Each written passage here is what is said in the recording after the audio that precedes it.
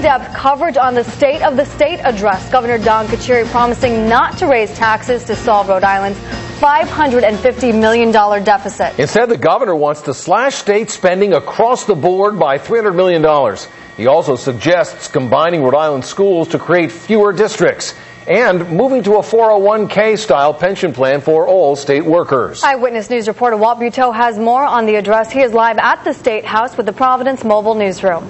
The governor compared the state's problems to the everyday consumer who might use their credit card to pay everyday expenses, and now everyone here is saying the bill is due. The governor started to make that point less than 2 minutes into his address. The state of our state tonight is at a tipping point. A point the governor again compared to the banking crisis. The state, however, can go to its taxpayers and say, I need more money from you. In other words, raise taxes. As your governor, I am not going to do that.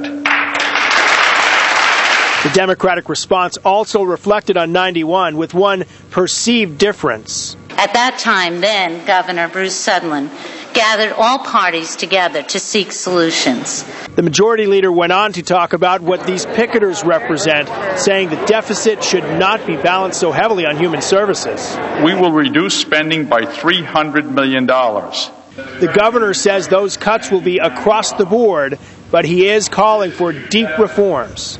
We instead have a system that perpetuates dependency and strips individuals of their ability to make reasoned and responsible choices. Afterwards, the governor talked with us about his potential opponents. They're going to be all the people who are embedded in the system the way it is, that are going to resist it all. But this is a time for us to make a change that can actually change the future of our state. We know that we will not always agree, and I might suggest that debate is at the very heart of the democratic process. That debate, that democratic process, begins tomorrow.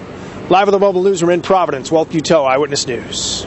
A major promise in Governor Carcieri's address, a pledge to not raise taxes, but Eyewitness News political analyst Joe Fleming says that doesn't mean Rhode Islanders won't see their taxes go up in the next couple months.